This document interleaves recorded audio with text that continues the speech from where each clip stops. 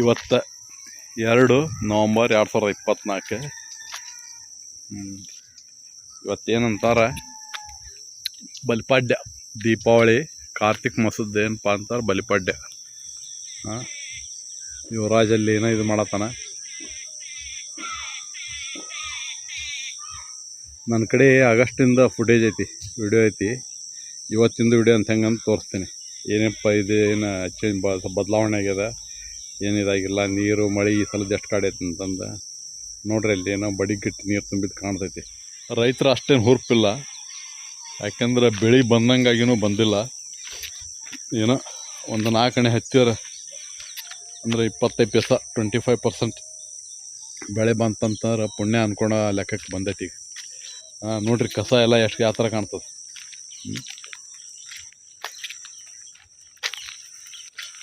ಇಲ್ಲಿ ನೋಡ್ರಿ ಹೆಂಗೈತಿ. ಇದರಷ್ಟು ಏನು ಇದನ್ನ ಏನು ಗೊಂಜಾಳದಷ್ಟು ಹುಲ್ಲು ಐತಿ. 6 ತಿಂಗಳು ಮಳೆ ಪರಿಣಾಮ ಇದೆ. ಈ ಸೈಡ್ ಇಲ್ಲೂ ಹೆಂಗೈತಿ ನೋಡ್ರಿ. ಅನ್ನೋದು ಏನು ಹೇಳಕ್ಕೆ ಬರೋಂಗಿಲ್ಲ, ಆ ತಕ್ಕೈತಿ. ಕಸ ಗಿಸ ಲೆಕ್ಕ ಕಾಣ್ತೈತಿ.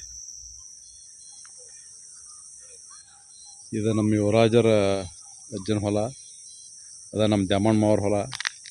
ಈ ಥರ ವೀರಭದ್ರಮಣ್ಯನ ಈ ಥರ ಐತಿ. ಆ ಸೈಡು ಫುಟೇಜ್ ತೋರಿಸ್ತೀನಿ. ಎಲ್ಲ ಹೊಲದ ಥರನೂ ಇದು ಏನಂತಾರೆ ಕಸ ಭಾಳ ಐತಿ. ಆದ್ರೆ ಇದು ಸ್ವಲ್ಪ ಮ್ಯಾಲೆ ಇರೋದ್ರಿಂದ ಏನು ಸ್ವಲ್ಪ ಏನೋ ಬರಂಗೆ ಕಾಣ್ತೈತಿ. ನೋಡ್ಬೇಕು. ಇದು ನೋಡ್ರಿ ತುದಿಯಾಗ ಏನಂತಂದ್ರೆ ಗೊಂಜಾಳ ಏನೋ ಸ್ವಲ್ಪ ಚೆನ್ನಾಗಿದ್ದಂಗೆ ಕಾಣ್ತದೆ. ಒಳಗಡೆ ಏನೈತಿ ಗೊತ್ತಿಲ್ಲ, ಯಾಕಂದ್ರೆ ಈ ಸಲ ಒಳಗಡೆ ಹೋದವ್ರು ಭಾಳ ಕಡಿಮೆ. ಈ ಸೈಡ್ ಏನೋ ಸ್ವಲ್ಪ ಖಾಲಿ ಇದ್ದಂಗೆ ಅಂತ ಕಾಣಿಸ್ತಿ. ದನ ಮೇಯಕ್ಕೆ ಅನುಕೂಲ ಆಗಲ್ಲ ಅಂತ ನಡುವಿನ ಮೂರದೆಲ್ಲ ಸೈಡ್ ಇಟ್ಕೊಂಡದ. ಇನ್ನೇನು ಗೊಂಜಾಳ ಮುರಿಯಕ್ಕೆ ಹಚ್ತಾನೆ ಇವ್ರು ನೋಡ್ರಿ ಕಸ ಎಷ್ಟು ದೊಡ್ಡದು ಬೆಳೆದ ಇಲ್ಲಿಂದ ಹಿಡಿದಷ್ಟು. ಇದು ಪಕ್ಕದ ರೈತರದ್ದು, ಇದೆ ಪಾರವ್ರದ್ದು.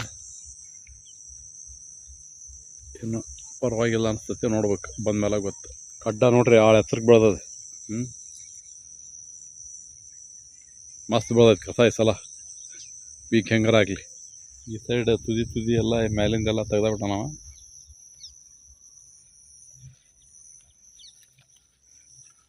ರಾಶಿ ಮಾಡಿದ್ಮೇಲೆ ಗೊತ್ತಾಗೈತಿ.